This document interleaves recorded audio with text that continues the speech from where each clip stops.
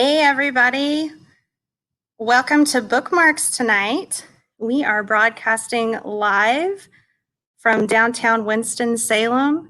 We were so thrilled today to have our first event in the store in over 6 months, and so appropriate that we're hosting Charlie Lovett tonight. So here we are, going to get ready to start in just a few minutes.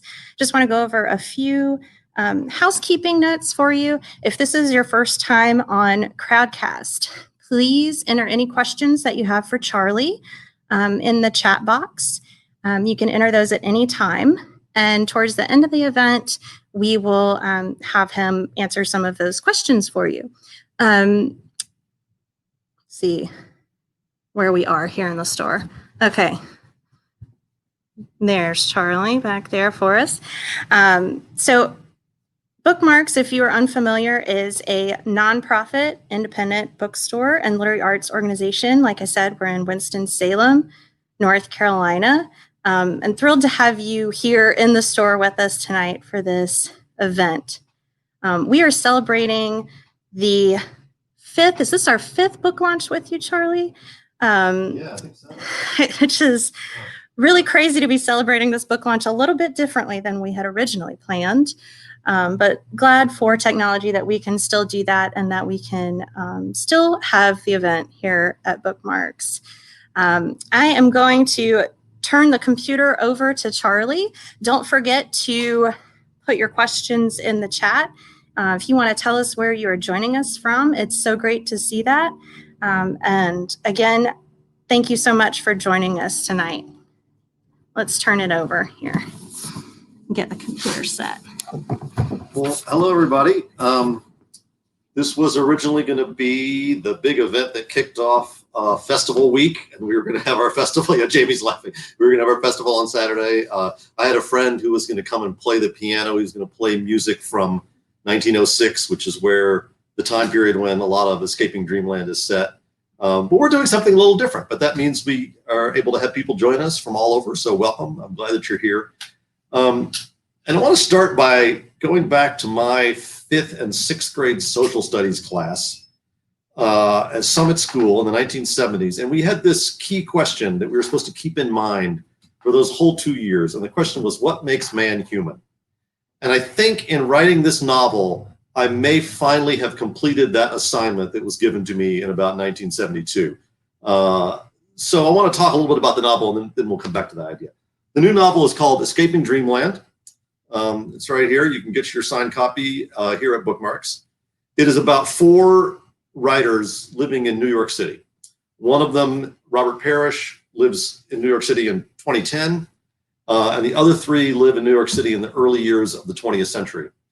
And they are, the 3 who live in the early years of the 20th century are writers of children's series books. And these books are a really important part of Robert Parrish's life, and especially of his relationship with his father and with his grandfather. And as he starts to have some problems in his relationships and his career, he realizes that there's some issues in his past he hasn't really dealt with that are tied up with these children's series books. And then he starts to delve into this world of 1906 New York when these 3 young people were writing these books. And the original impetus for this book came to me in 2016. Was it 2016? Yeah, 2016. I'd had some surgery, and I was not sleeping a whole lot at night. I was, up every couple of hours. So I'm just lying there thinking about things and thinking about what I should write next. And I thought, okay, well, you've written a book about Shakespeare.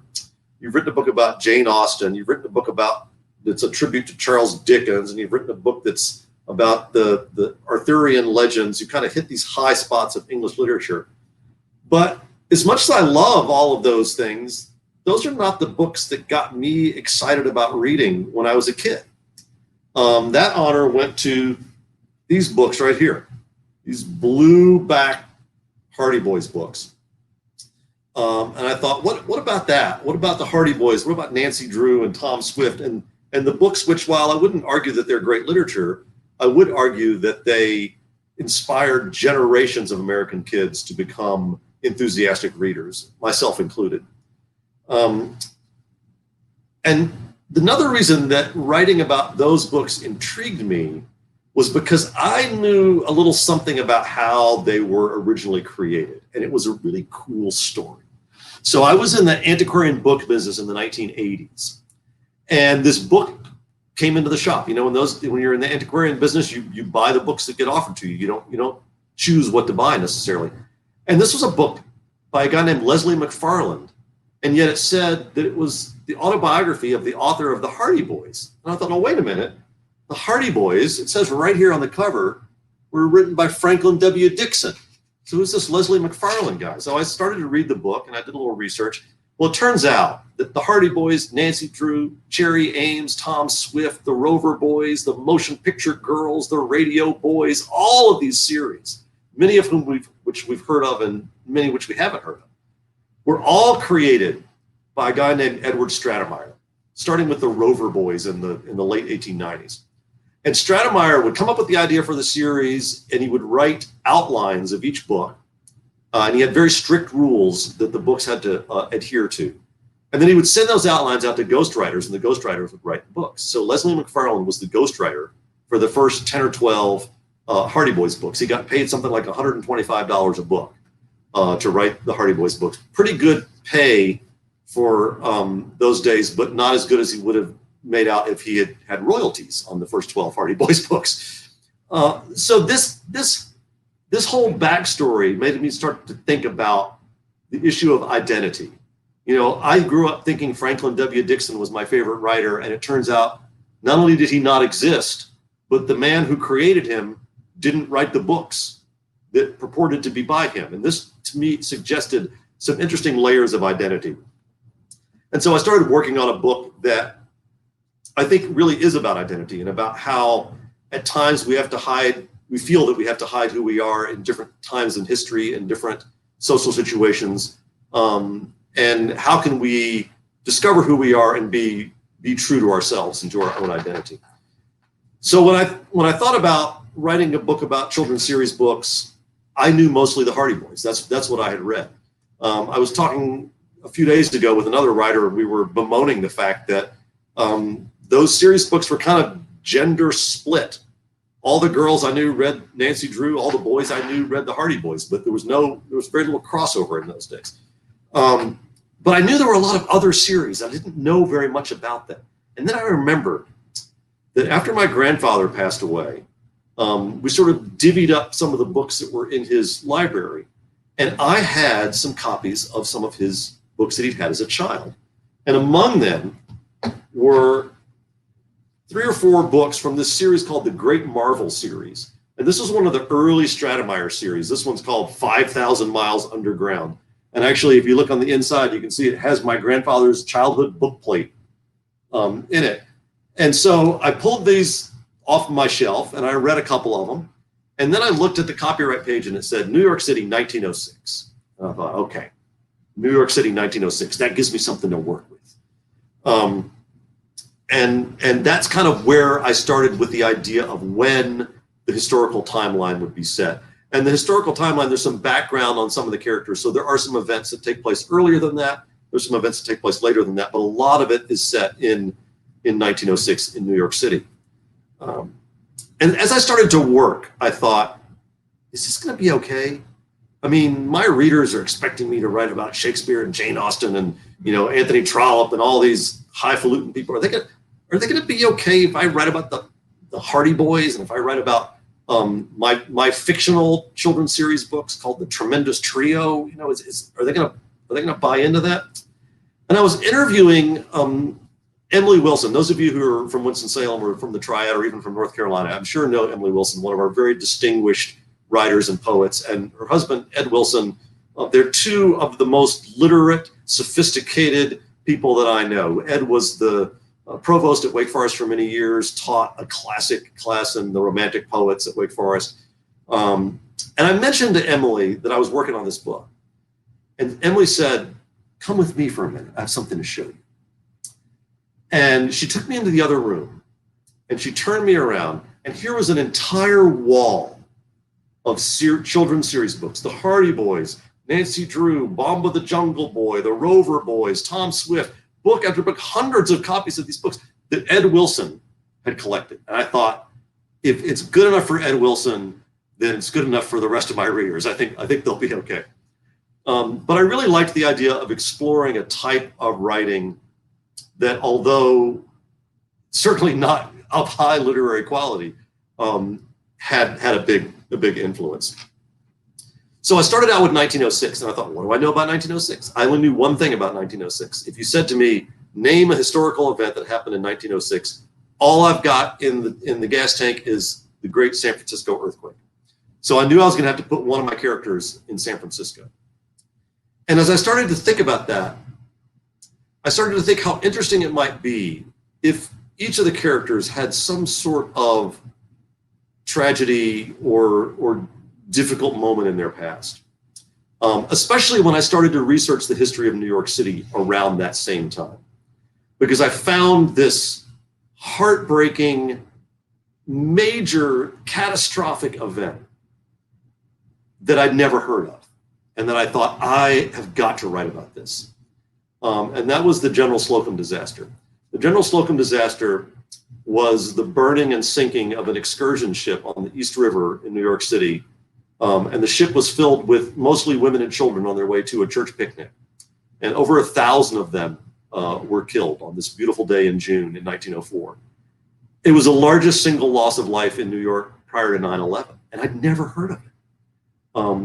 And so I thought, well, if I have one character who goes to the earthquake, and then I'll have another character who has to deal with this particular tragedy. And I didn't think about at the time what the world was going to be like when the book was published.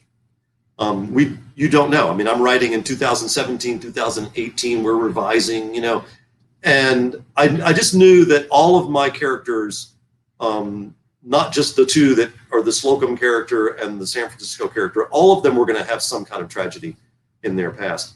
And it wasn't until a couple of months ago, when the book was basically going to the printers, that I started to realize, even more than I had before, how much it was, among other things, a story about how we move on after tragedy, both as individuals and as a society. And so obviously it became relevant to me in a very different way than it had been when I was writing it. And another way in which it became relevant to me in a different way than when I was writing it is two of the characters in the novel experience at some point in the novel the death of a father. And in February, right before we all got locked down, my father passed away. And I spoke at his funeral, and one of the things that I said, I'm going to hold this up because I wanted to be sure I got this right. I said, Bob taught us that although the scars of our past are always with us, they do not have to define our present or our future. Life after loss is not only possible, but preferable. And I think, looking back on it, that's a lesson that at least two of the characters, and maybe more than two of the characters in this novel, learn, is that life after loss is not only possible, but also preferable. And so it's just been fascinating to me to see how I view this novel differently when I was writing it, first as an exploration of books I loved when I was a child, then as an exploration of the whole notion of identity, and that was very also closely related to my relationship with my younger child, Jimmy, who lives in New York City and is non-binary, and helped me understand a lot of different aspects of identity that I had not really fully understood before.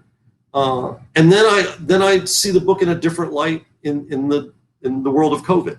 And so I think that's a wonderful thing about a lot of books, is that as our experiences change, our view of a book can change, and we can go back and read a book that we read 10 years ago and we read it again, and it's a different book to us. And it kind of all goes back to and if you've heard me talk before, I'd probably beat you over the head with this, but it all goes back to my idea that writing a book is only the first half of a creative act.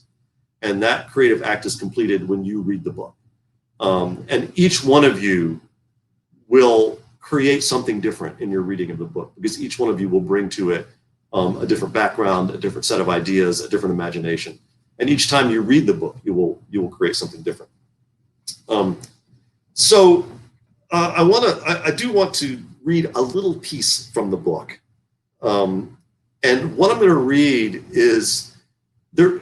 I would say that this book is not as centered on mystery as some of my other books, but there is a mystery. So Robert Parrish, the character in 2010, decides for a variety of reasons that you will find out in the next few days as you're flipping through these pages. He decides that he needs to go back to these books of his childhood to help him sort of unpack some events from his past. And he opens these boxes and he pulls out these books that he's loved. And his favorite series was a series called The Tremendous Trio. This is one of the ones that I invented. And he's got the 3 books from the Tremendous Trio series. And then he has these clipped pages that look like the beginning of a 4th book.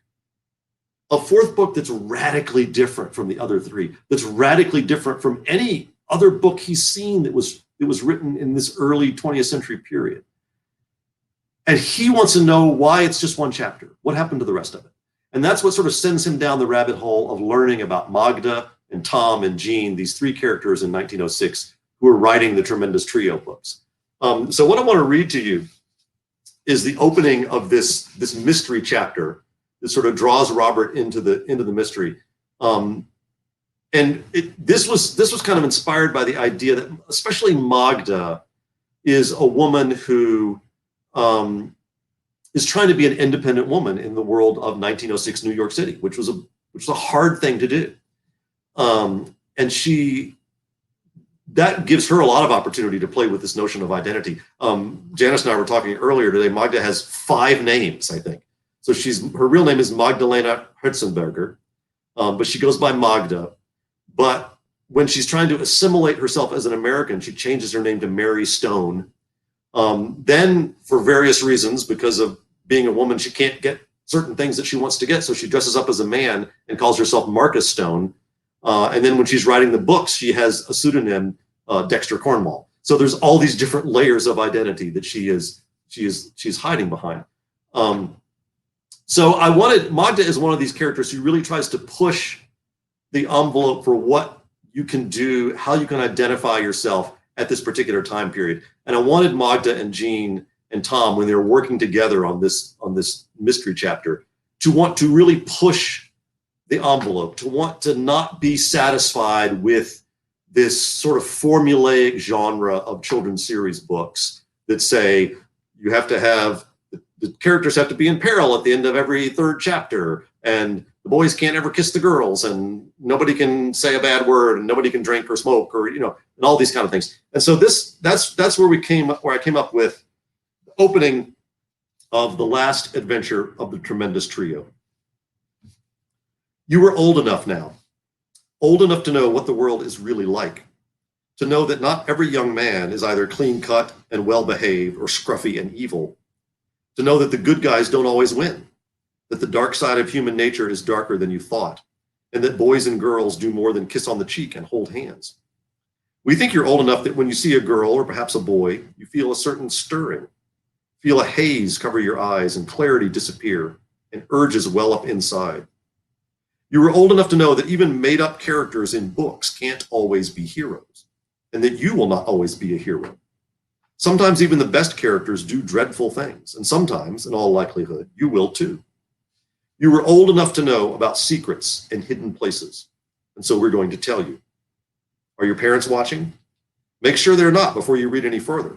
This is not going to be an ordinary adventure story. This is going to be something altogether different, something we think you are ready for.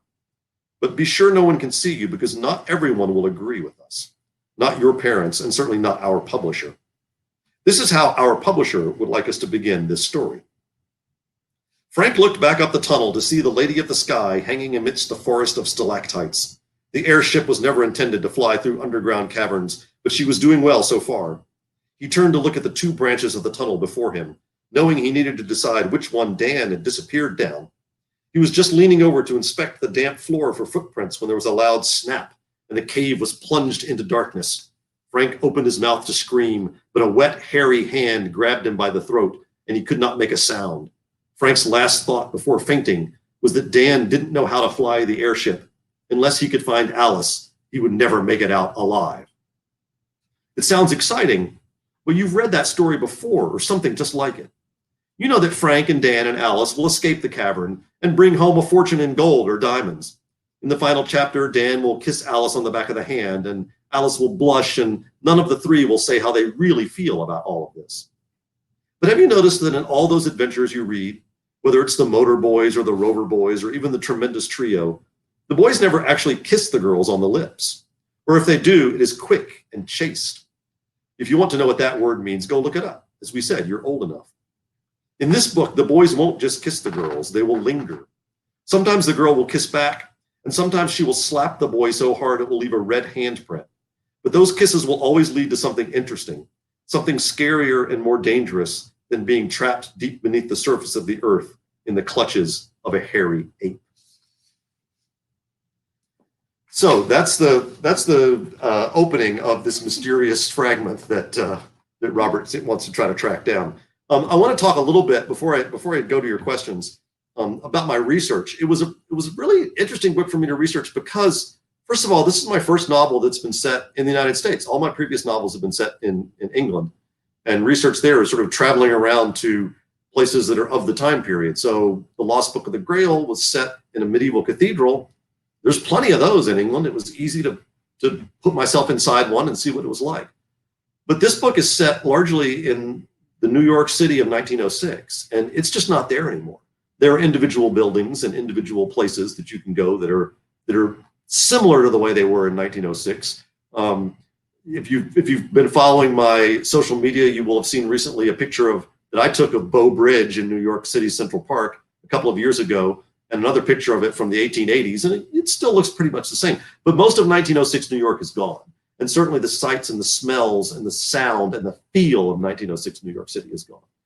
And if you've read my books before, you know that I very much like writing about history, but I like writing about how the events of history affect ordinary people. I'm less interested in writing about kings and queens and presidents and generals than I am in writing about just people on the street. And New York City is full of people on the street. It's a great place to write a book about what it was like to live in a particular time period for the average person. So I did do a little bit of background research in books. I read a few books about the Gilded Age. I certainly read lots of the children's series books, and I read other fiction of the eras, especially things like H.G. Wells, that was, in a similar vein to some of these early sci-fi books that like the Great Marvel series. But I also spent a lot of time reading newspapers and magazines and looking at the New York Public Library and the New York Historical Society. Both have great digitized collections of things like city directories. I mean, if I wanted Magda to send a telegram and she was, at 9th Avenue and 23rd Street, then I would look up on the city directory and find out where is the closest Western Union office to 9th Avenue and 23rd Street. I got a lot of the names of characters from city directories. And then atlases. There was a great set of atlases that was done for New York City year by year for the fire department. And it shows building by building every block. I printed out a whole strip of 23rd Street and labeled where all the different bookstores were and where Magda's apartment was and where the L train goes and everything else. So those were really helpful. And also there were lots of digitized photographs. There was a little bit of motion picture footage from that time period. But one of the things I love about doing historical research, once you have the story and the characters in mind, it just amazes me how often the things that I find out when I go to look for some sort of historical detail, and what I discover is so much more apt to what I'm working on than what I would have made up. And I'll give you an example. So I'm trying to write about the different, there's not surprisingly, there's a big scene in this novel that takes place at the Dreamland amusement park in Coney Island, hence the title Escaping Dreamland, and the beautiful cover with the picture of Dreamland from 1906. And so I was working on that scene, and I did all this research about, okay, what were the attractions at Dreamland? And I read all sorts of newspaper articles about it. And there was an attraction it was originally called Fighting the Flames. And you went in there and they basically pretended to burn a building down. And then the firemen came and people jumped out of 2-story, second and third story windows and landed in the net. And they put the fire out and it was all very dramatic. And then 20 minutes later, they did it all over again. If you've seen the Indiana Jones show at Hollywood Studios, it was kind of the 1906 version of that. So I thought, okay, well, my characters are good at that. Well, then I started reading the newspaper accounts of opening day at Dreamland in 1906. This is May. Keep in mind the San Francisco earthquake was in mid-April, and this is in late May, not even 6 weeks later. They've already changed the Fighting the Flames attraction to the San Francisco earthquake attraction. Well, I couldn't believe my luck. Here I've got this character who's had this horrible experience at the San Francisco earthquake, and he gets to relive it with his two best friends, and I don't even have to make anything up. So, that was one of those moments where you just sort of pinch yourself, and you can't believe that your luck is so good. There was another moment later on in the novel, several months later. Magda and Jean are walking down what was called the Ladies' Mile in those days. We think of it as sort of almost the lower part of Manhattan now, but it was where all the great shopping was. And I wanted them to have this sort of take a walk together and just chat and sort of look in the windows. And first I had to find out, did they have like fancy department store window displays at Christmas time in 1906? Yes, turns out they did. And so then I started looking at the advertisements for all the different department stores. Well, lo and behold, Siegel's department store in 1906, their window display was a panorama of Coney Island, including an entire window that was devoted to a miniature version of Dreamland. You can't make this stuff up.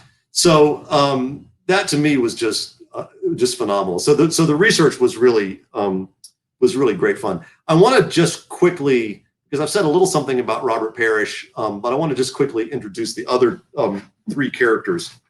And then I'm going to go back and answer my question that I posed at the beginning of this talk, and then we'll take some of your questions. So the three historical characters are Thomas de Peyster, who goes by Tom, and he lives in a Fifth Avenue mansion. He is the descendant of early Dutch immigrants, named for a name in my wife's family, Isaac de Peyster Teller, who came to New York in, I think it's 1639. I'm pretty sure my father-in-law is watching, so he'll correct me if I'm wrong.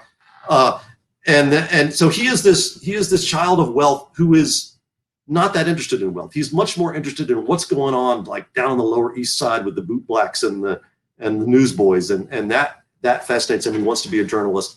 Then we have Gene Pinkney, who, if he lived in 2020, we would call him a gay man. Oh, it says your battery's running low. Yeah.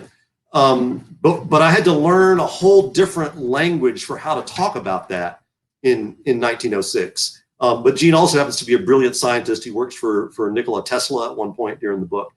And then we have Magda, who is the daughter of German immigrants, who wants more than anything else to fit into America, to be fully American, and also to be an independent woman. And these are the three characters who sort of come together and form this friendship that creates these series books that they end up writing. So at the beginning, I said that in fifth and sixth grade, they asked me, what makes man human? And one of the things I think that this book is about is the power of stories. And I really think that finally, 45 years later or more, my answer to the question of what makes man human is that we tell stories. I think the fact that we tell stories is what sets us apart from all other life forms on this planet, at least. And I think that's a marvelous thing. It's something that I have loved celebrating in this book. I've loved celebrating every time I come into this place here at Bookmarks. And I hope it's something that you will embrace as well. One more quick story while we're telling stories. This is the most Old Testament book launch that I've ever had. I don't need to tell you that there's a plague involved. Okay, you know that, or we wouldn't be doing it this way. So I encourage you to buy this book because our industry needs you at this difficult time. But I'm not satisfied with just plague. I got to go two further. So here at Bookmarks, some of you may know, we had a flood, fairly Old Testament. So Bookmarks needs you. We're lucky that the damage was fairly minimal, but we were closed up for several days when we could have been selling books. So that's another good reason to buy this book and many others from Bookmarks. And as if that's not enough, My publisher, Blackstone, is headquartered in Ashland, Oregon, and they can hardly breathe right now. They have 8 of their employees have lost their homes to the fires. There is, for those of you who are interested and would like to help out, there is a GoFundMe account that's set up to help them out. So you can search for that online. But we have plague, fire, and flood, and we're going to get this book out there nonetheless. So I appreciate your coming, and I think Jamie is going to see if she can read me some questions now. Yes. First, I want to say check out my really awesome Escaping Dreamland mask. Unfortunately, you don't get one with your purchase. So we are very fortunate that Charlie made these for us. But we do have signed copies. And the good thing about Charlie living locally with us is I'm sure he would be happy to come back and personalize a copy for you. Absolutely. So if you did not make it in time to pre-order a book and get him to sign it today, we can definitely take care of that for you and ship it out to you, or you can come pick it up curbside. So the second thing I want to say is I want to apologize for Charlie, because if you've not started reading the book, now you're going to stay up all night reading it and you're going to be tired tomorrow. So, but really thank you for joining us tonight. We are going to get to your questions. I'm going to repeat them to you so you don't have to stare at the screen, and then you can answer. We've had a few that have already come in, and we will get the rest as they come. And let me say, as we start, that if there are any questions that we don't get to, I will do my best to answer those on my social media feed. So if you can follow me on Facebook or Instagram or Twitter, and if there's questions we don't make it to, I'll be sure that sometime in the next few days we'll get those answered. So the first question is from Chris, and he wants to know, where does a story start for you? A character, a plot idea, an image? That's a good question, Chris. The question is, where does a story start for me? And really, almost every story starts somewhere different. I mean, The Lost Book of the Grail for me started with a setting. This book for me started with just this idea of children's series books. What can I write about children's series books? The Bookman's Tale started with this image of a man going into a bookstore and discovering a painting of his dead wife that was 150 years old, and so it couldn't really be his dead wife. So it's really something different every time, and sometimes I'm out looking for it, and other times it just settles on your shoulder. There's not really a way to do it, but however it happens, for me, the second thing is always character. So I'll get that idea of, what if a guy finds a portrait of his dead wife, or what if we have a book that takes place in a medieval cathedral, or what if we have a book that's about children's series books. I'll get that one sentence idea and immediately start to look for the characters. And in this case, Robert's character came really out of my being asked the same questions over and over again as a writer. It's one of the reasons I started a podcast, because I wanted to ask different questions. But and one of the questions is always, what books do you read? What books influenced you? And that was the one point where I always felt like, I should be saying Tolstoy or Hemingway or something like that, but I haven't read Tolstoy and I haven't read Hemingway. And so Robert began as a character who had some success as a writer, and he felt like he was good at being a writer, but he wasn't good at being, a novelist. He could write, but he couldn't go out there and say that he was influenced by Tolstoy and Dickens and everything. So that was where Robert came from. And then the 3 historical characters really came from researching the period and realizing I knew I wanted to have a queer character, and I knew that was going to be really different and interesting. The first thing I did was I called up Jimmy Lovett and said, how do I research this? And Jimmy said, you got to read this book called Gay New York. And so I read the first 3 chapters of that book over and over and over again. It's fantastic. And it helped me really understand that world. But then I also wanted to present some different sides of New York. So to have a character of wealth, to have a character who's an immigrant family, to have a character, who lives on the Lower East Side, a character who lives in the Village, characters who are representing, you could write a novel with 1,000 characters and not even start to represent every facet of life in New York. But, at least I got 3. So. Okay.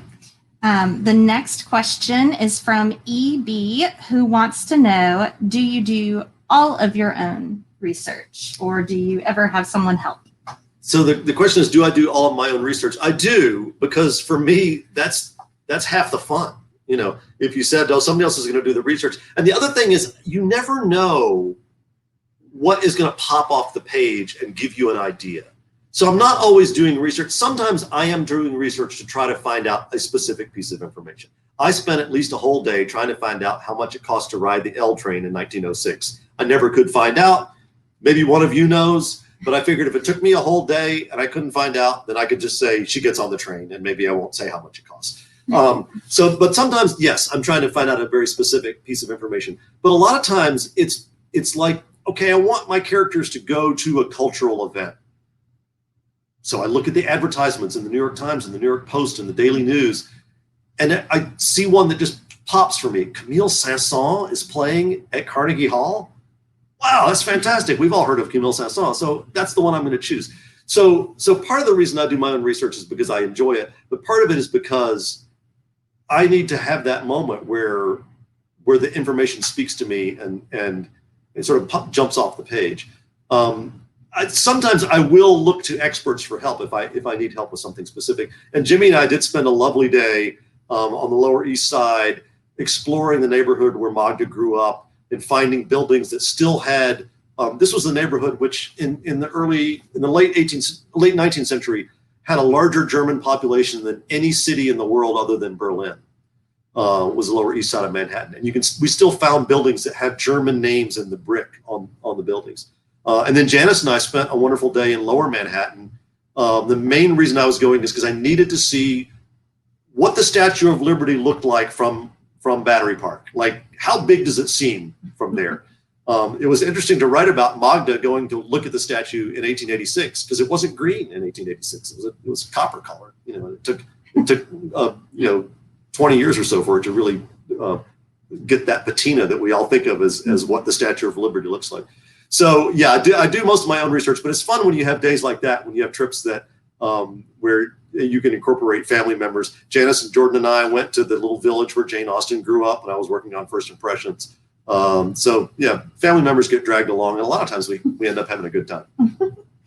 I think that's how I know I would never be a writer, because I would never think to check to see what the Statue of Liberty would look like, or even think about that. But it's always things like that when reading a book that really put me into the book and make it authentic. And yeah, I think one of the things about this book in particular, the historical aspect, is I really tried to concentrate on the everyday.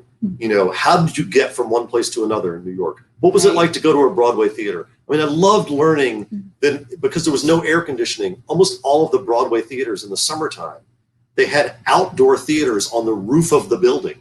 And you would go up and see, and one of the big events in the novel, which is a true historic event, takes place on the roof of Madison Square Garden, not the current Madison Square Garden, but the old one.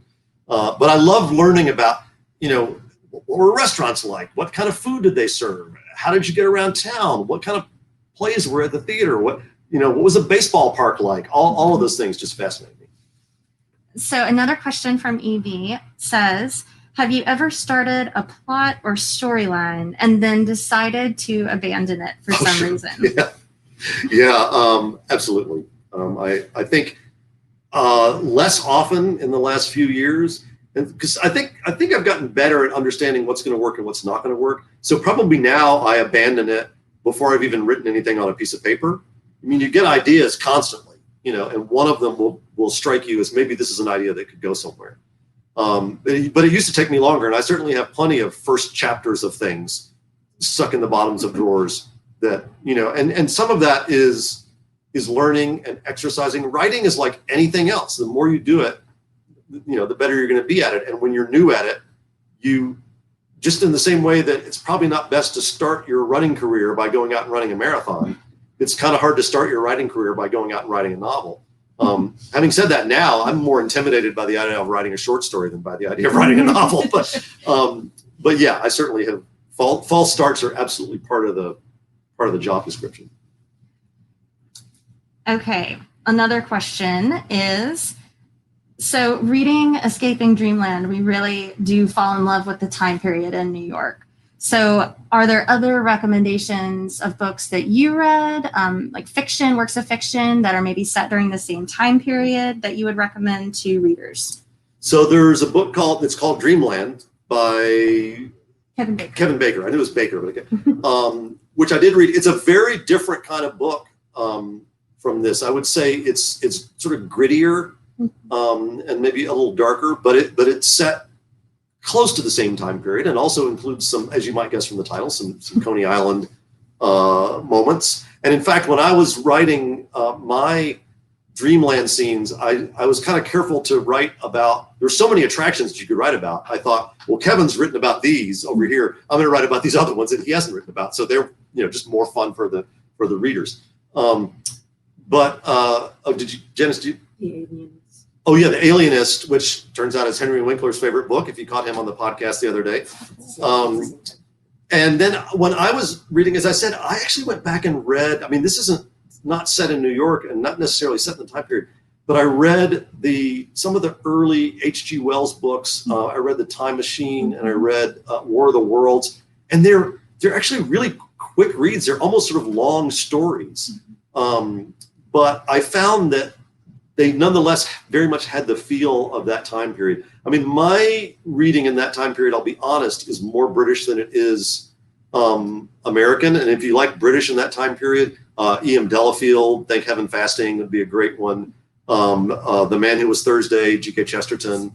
I could reel off a bunch of British ones. Obviously, the early E.M. Forster, it's a little bit after that, but that sort of time period. But there's so many great New York novels. I guess Ragtime is also the one that certainly comes to mind from this period as well. And my novel does share one historical event with Ragtime, but treated in a different way.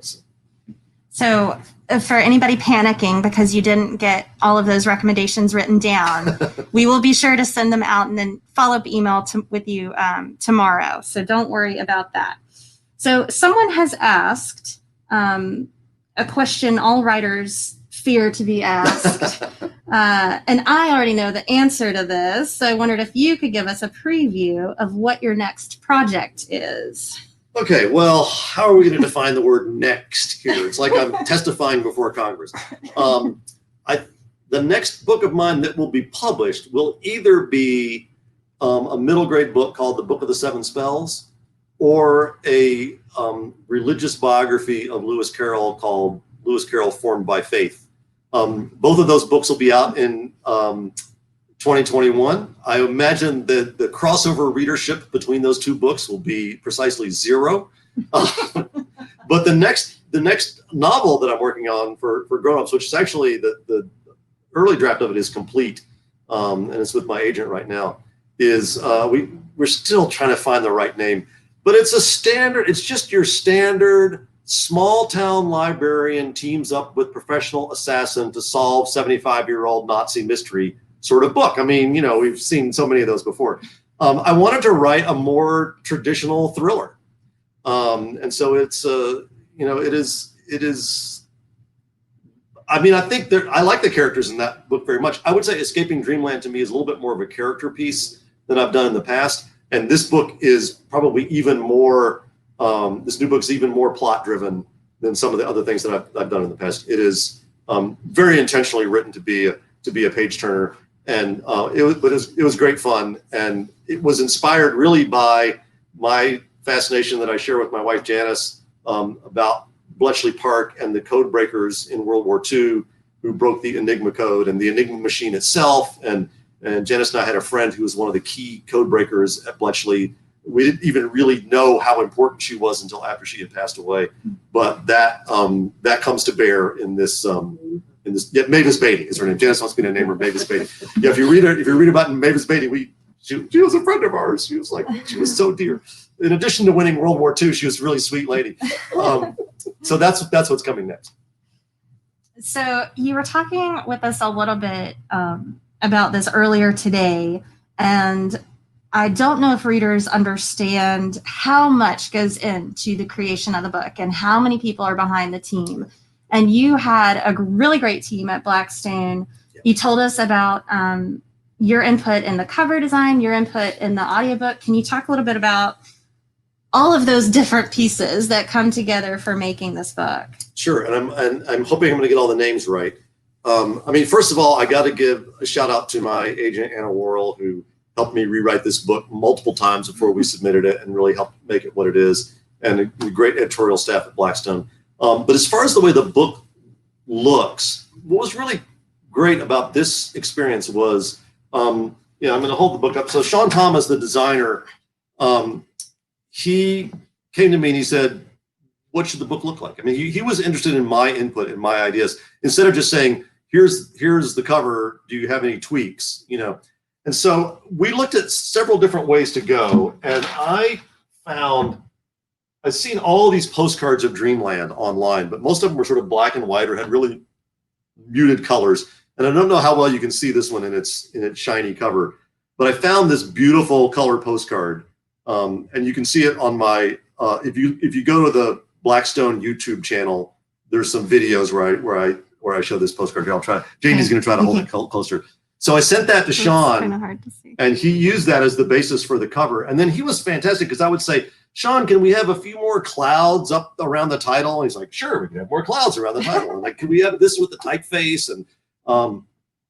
And then the other thing that I sent him were these maps that I was telling you about, these atlases. And so he did these fantastic end papers that is basically taken from a map of Brooklyn that shows Dreamland there on the coast of Coney Island, as it was right about the time that the book was set. I mean, that was a great resource for me as a writer, but hopefully a lot of fun for the reader. So I don't want to tell you to not buy an ebook or to not buy an audiobook, but if you buy the hardcover, you get all these cool design features. And then for the audiobook, Blackstone was for 25 years the number one. They still are the number one independent producer of audiobooks, but they started out just doing audiobooks and have now added print. So they really know the audiobook market and well. And they sent us 4 or 5 audition tapes, and they were all fantastic. But we picked a guy named Mike Lenz, and I've just heard the sample. I haven't gotten to hear the whole thing yet because it just came out today. But Mike did a great job. And again, he was really interested to have my input. I would get emails from the producer of the audiobook saying, do you want Magda's parents to speak with a German accent? And then to get this big, the list of words that we had to be sure were pronounced the way I wanted them to be pronounced, because there were so many proper names and names of streets in New York that aren't there anymore. I don't know how to pronounce it however you want. But all the German characters, and I should mention as a slight digression that all the German characters, the names, their proper names, their Christian names and their surnames all came from the lists of people who were lost on the General Slocum, because I wanted them to be names of German families that really did live in New York City at the time. But yeah, the process of working with both with the audio book producers and with the designers for the hardcover has just been really, really wonderful for this book, and I've felt like that they've really valued my input, and it's really been a team effort.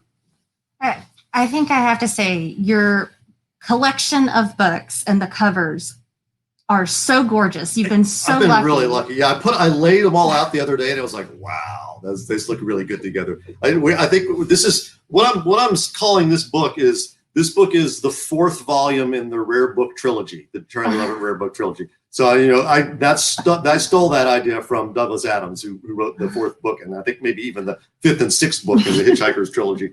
But yeah, they do look nice together. Yeah, I really love this book and love the packaging on it.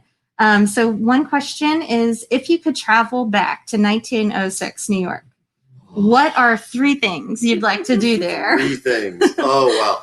I'd like to go to Tony Pastor's Vaudeville Theater and see DeWolf Hopper recite Casey at the Bat, which he was very famous for doing, and see the great, this is another example, playing with these notions of identity and people dressing up as who they aren't. And one of the great vaudeville performers at the time was a performer called El Tinge. I'm not even sure if I'm pronouncing it right. And there was this woman who came on and did this great song and dance act and everything. And at the very end, pulled the wig off and it was a man. You know, this was 1906, hugely popular. So I'd like to do that.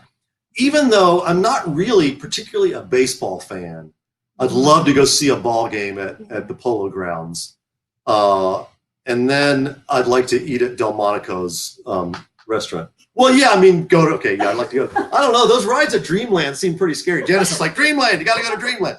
But I guess I could still eat at Delmonico's. But yeah, I'd like to go to Dreamland. I'd like to eat at Child's Restaurant, which was one of America's first chain restaurants.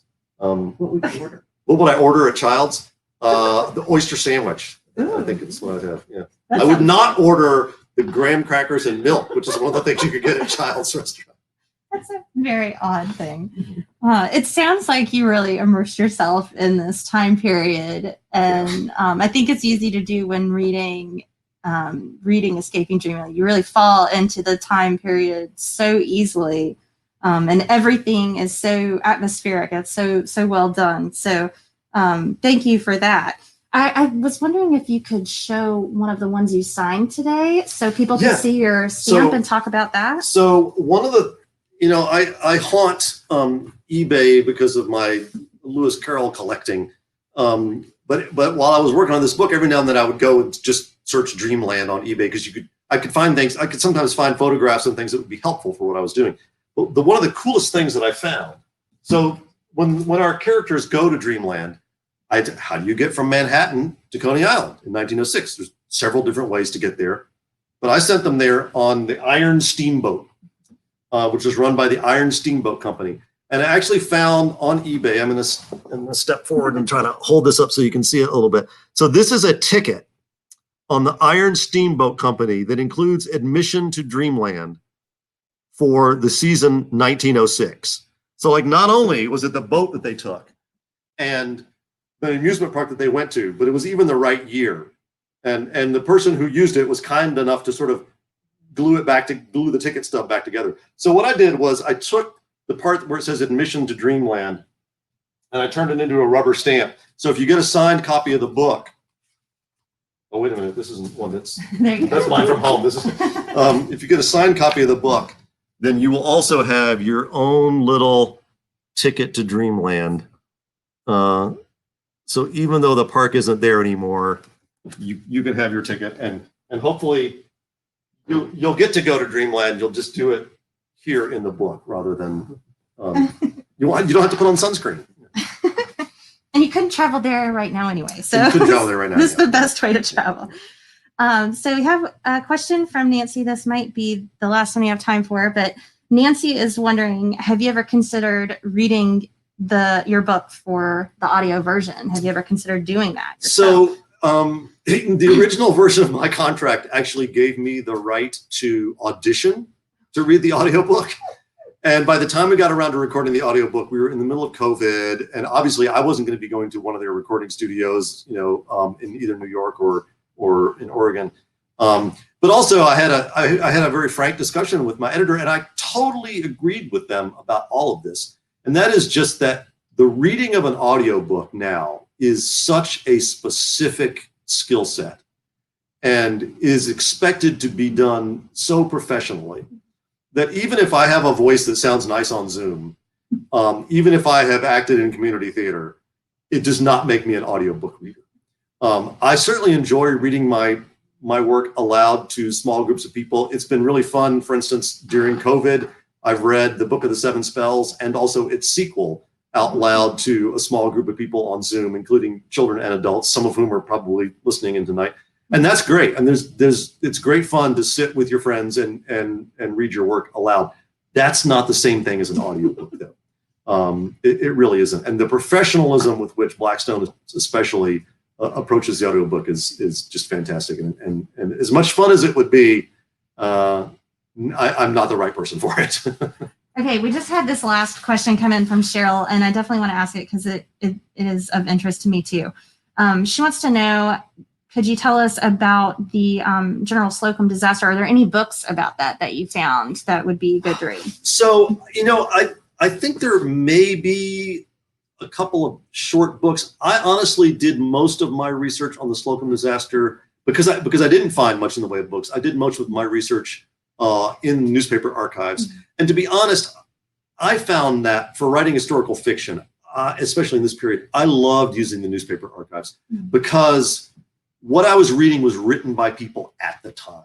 And so first of all, it was written in the language of the time, the rhythm of the sentences, the turn of phrase was as it would have been in 1906. It wasn't some historian from 1960 or 1990 or 2004. It was somebody who was right there in the middle of it. And the other part of it is that, especially in those days, newspapers told the kind of personal stories that don't really make it into the history books. And to close tonight, I'll give you a very poignant one from the General Slocum disaster. The captain of the ship decided the best thing to do was try to run the ship aground on a place called North Brother Island, which sometimes you can see if your plane banks the right way when you're going into LaGuardia. It's now a bird sanctuary. You can't go out there. But in those days, it was an infectious disease hospital island. It was where you went if you had tuberculosis or scarlet fever or something like that. And so he rammed the ship aground, and the ship was still burning, still sort of sideways. All of these people in 1906 clothing, which just sucks you down to and the people who were still in the back of the ship, as the rescue boats were sort of coming to try to get at this burning mess, they saw this little boy climbing the flagpole of the ship, trying to get away from the flames. And they all sat there and watched him as the boats were trying to figure out how to get to him. And in the end, the flagpole fell down into the flames and disappeared. Well, I just don't think that kind of detail typically just doesn't show up in a history book. And it certainly doesn't show up in a Wikipedia article. But it's those moments to me, whether they come from a newspaper or from an advertisement or from a postcard, that really bring an event like that to life and make it much more real than it would be in a history book. And that's why I love to write historical fiction, because I think in a way, historical fiction can place you in the time period in a way that a history book really never can, because we kind of have the best of both worlds. We can use all the facts, but then we can use our imagination as well. That's great. A downside to virtual events is everyone can't hear you. Give a round of applause. So I'll do that for everybody. A few things I want to mention. We do have signed copies already. You can pick them up tomorrow. And again, I'm sure Charlie would be happy to personalize copies. Signed books are always great gifts, especially this year when people can't travel, and you really do go on a fantastic journey in escaping Dreamland. So it's definitely a good gift to consider this holiday season. And then I also want to mention, Beth's going to put in the chat, if she hasn't already, as Charlie mentioned at the beginning, this was originally supposed to be kicking off our festival week. We were going to celebrate our Sweet 16 this year. And instead, we've postponed till next year. Our daddy has sent us to our room. It was not a good Sweet 16. We did not get a car. Instead of that, and in place of that, we've been hosting several virtual events this 2-week period leading up, and also have an online fundraiser and silent auction going on through this weekend. So there are lots of great auction items you can bid on. We are so grateful to have so many people in the community donating and helping us reach our goal. So if you would consider making a donation towards that or checking out some of the silent auction items, we would greatly appreciate it. As Charlie mentioned, it's been a tough year for everyone, and we just really appreciate everyone's support of our nonprofit. We hope that for whichever of Charlie's books come out next, that we will be able to do this in person. That's and right. You will be able to join us instead of this fun virtual experience. But we'll have a double launch next time. Yeah, that would be. So thank you all so much for joining us. Again, if you have any follow-up questions for Charlie, He'd love to hear from you, and we'd love to hear from you too. So we hope we see you at a future virtual event or coming by the store for shopping. We are open for some limited capacity shopping right now. So please come by and see us and pick up your copy of Escaping Dreamland. Thanks so much for joining us. Bye-bye.